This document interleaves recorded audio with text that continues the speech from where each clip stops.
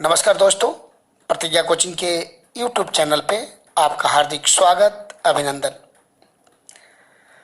हम लोग पढ़ रहे हैं भारत का संवैधानिक इतिहास। इस क्रम में पिछले वीडियो में हम लोगों ने अगस्त प्रस्ताव की बात किया था, व्यक्तिगत सत्याग्रह की बात किया था, बेवल योजना की बात किया था, शिमला समझौते की बात किया था। अब उसके आगे चलेंगे। तो आज का हम लोग का टॉपिक होगा कैबिनेट मिशन 1946। अब ये कैबिनेट मिशन है क्या? तो आप जैसे जानते हो कि 1939 से 1945 के मध्य द्वितीय विश्व युद्ध हुआ और विश्व युद्ध के दौरान अंग्रेजों ने हमारे नेताओं से यह प्रस्ताव में संधि किया या प्रॉमिस किया, कर सकते हैं, वादा किया कि विश्व युद्ध के बाद भारत को हम लोग संविधान सभा का गठन करवा के स्वतंत्रता की बात करेंगे। इसी परिप्रेक्ष्य में 1945 में इंग्लैंड में चुनाव होता है, लेबर पार्टी की सरकार बनती है और सर क्लीमेंट एटली इंग्लैंड के प्रधानमंत्री बनते हैं। तो बनने के बाद क्लीमेंट एटली साहब प्रधानमंत्री बनने के बाद 14 मार्च 1946 को हाउस ऑफ कॉमन्स में यह घोषणा करते हैं कि भारतीयों को स्वतंत्र होने का अधिकार है। अब यहाँ क्वेश्चन आता है कि what is house of Commons? House of Commons है क्या? तो जैसे भारत में लोकसभा, जिसको हम निम्न सदन कहते हैं, वैसे ही ब्रिटेन की जो निम्न सदन है, जहाँ की डायरेक्ट प्रत्यक्ष मत से चुन के आने वाले प्रतिनिधि होते हैं, उसको हाउस ऑफ कॉमन्स कहते हैं। और वहाँ के उच्च सदन को हाउस ऑफ लॉर्ड्स कहते हैं, जैसे हमारे यहाँ के उच्च सदन को राज्यसभा कहते हैं।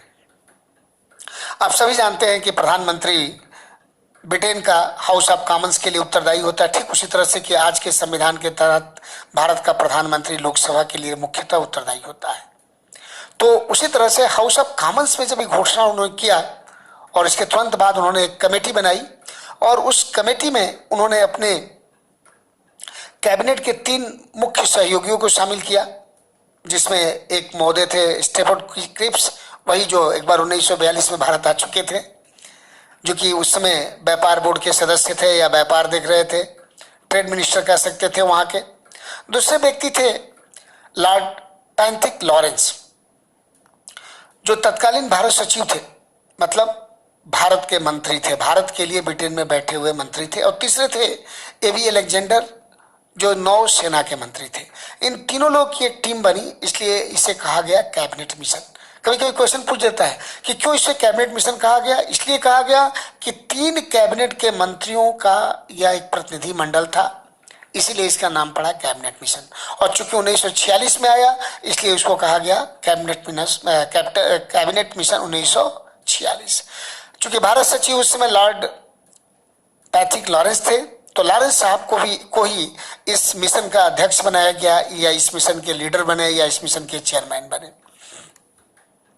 अब हम लोग बात करेंगे इस मिशन में जब चेयरमैन बनने के बाद ये लोग 24 मार्च 1946 को भारत ये दल आया और भारत में आने के बाद तो तुरंत घुसते ही इन्होंने कहा कि नहीं, सबसे पहले हम लोग की अंतरिम सरकार बनाया जाए और इसके बाद संविधान सभा का गठन और संविधान निर्माण किया जाए। ये इनकी योजना प्रस्तुत की और इनको योजना को मानते हुए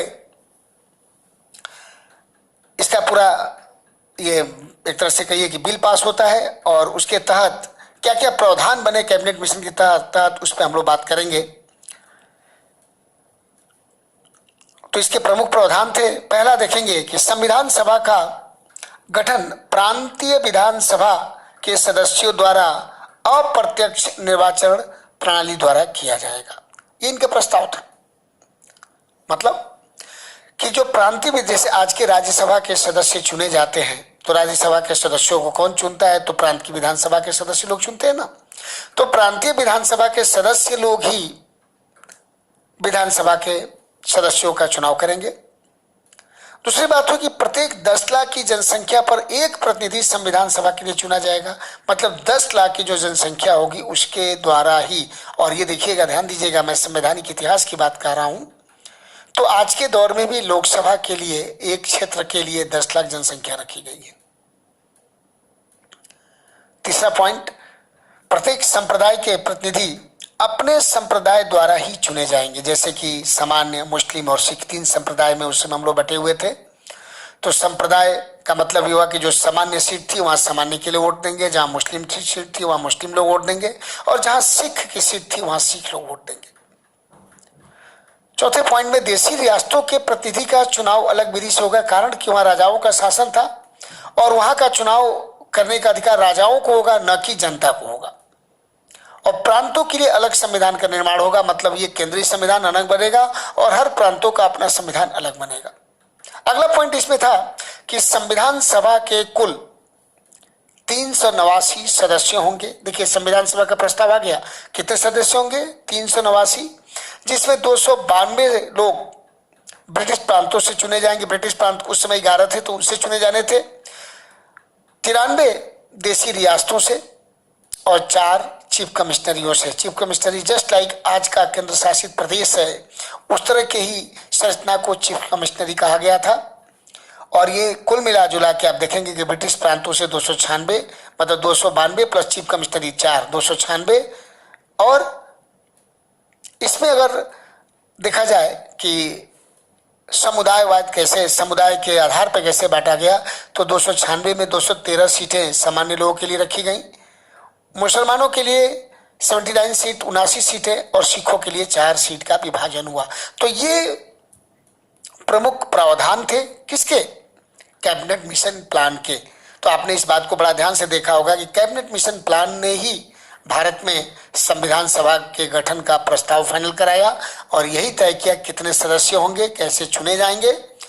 इसके बाद जो इनका प्रस्ताव था कि अंतरिम सरकार बने, तो इन्होंने तुरंत अंतरिम सरकार बनाने का प्रस्ताव रखा और जो पास हुआ उसमें यह तय हुआ कि अंतरिम सरकार का अध्यक्ष उस समय के तत्कालीन वायसराय ही होंगे।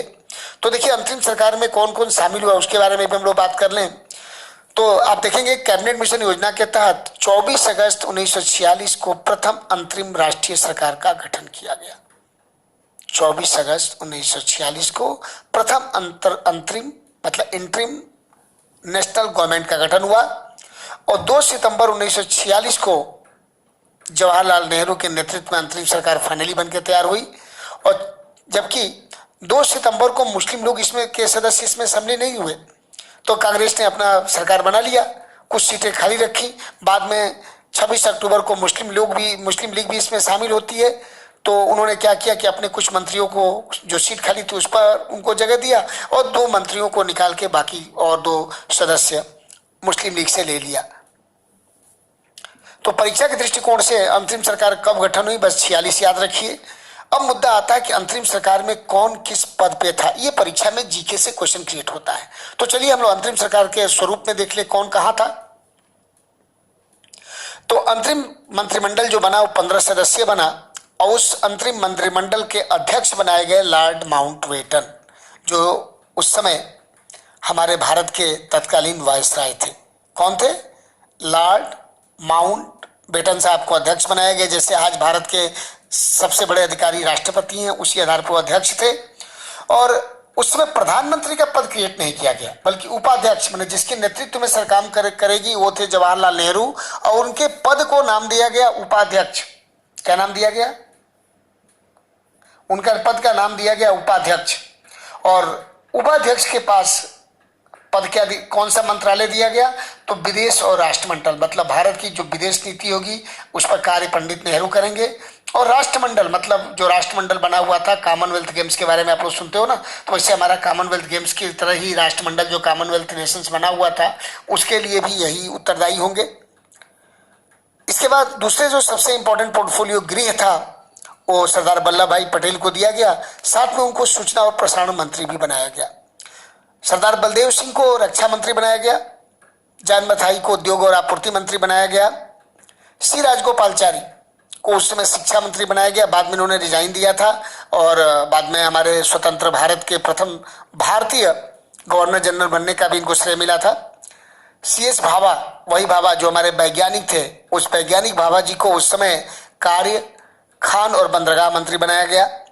डॉक्टर राजेंद्र प्रसाद खाद्य और कृषि मंत्री बनाए गए। आसफ अली रेलवे मंत्री बनाए गए। जगजीवन राम जी को श्रम मंत्रालय दिया गया। लिकायत अली खान जो कि मुस्लिम लीग से बाद में सम्मिलित हुए, उन्हें वित्त दिया गया। आई चुंदरीगर को भी वाणिज्य मंत्रालय दिया गया, ये भी मुस्लिम लीग के सदस्य थे। अब्दुल रब निस्तार को संचार मंत्री बनाया गया, आज का कम्युनिकेशन मिनिस्ट्री का लीजिए। कानून बनाने के लिए योगेंद्र नाथ मंडल को रखा गया और गजनफर अली खान साहब को स्वास्थ्य मंत्रालय दिया गया। तो ये हमारे 15 सदस्यीय मंत्रिमंडल था। तो इस तरह से हमने कैबिनेट मिशन का प्रस्तावों की बात कर लिया, हमने अंतरिम सरकार की बात कर ली। अब आपको परीक्षा के दृष्टिकोण से कुछ महत्वपूर्ण प्रश्न देने के पहले इसको हम रिकैप करें। चलो पहले महत्वपूर्ण प्रश्न ही आपको बता देते हैं, फिर रिकैप करेंगे। तो इसके लिए हमने कुछ महत्वपूर्ण प्रश्न आपके लिए सोचा। एक तो क्वेश्चन ये बनता है कि कैबिनेट मिशन किसके नेतृत्व में भारत आया? तो याद रखिएगा, सर पैट्रिक लॉरेंस के नेतृत्व में आया था। दूसरा, कैबिनेट मिशन के समय इंग्लैंड का प्रधानमंत्री सर क्लीमेंट एटली साहब थे। तीसरा क्वेश्चन जो बनता है, संविधान सभा के लिए कितनी जनसंख्या पर एक सदस्य चुनने का प्रस्ताव रखा गया? तो 10 लाख पे। और चौथा, अंतरिम सरकार में खाद्य मंत्री कौन थे? तो डॉक्टर राजेंद्र प्रसाद। अंतरिम सरकार में शिक्षा मंत्री सी राजगोपालचारी और अंतरिम सरकार के अध्यक्ष कौन थे? Lord Mountbatten. ये महत्वपूर्ण प्रश्न मैंने कुछ आपको बताया।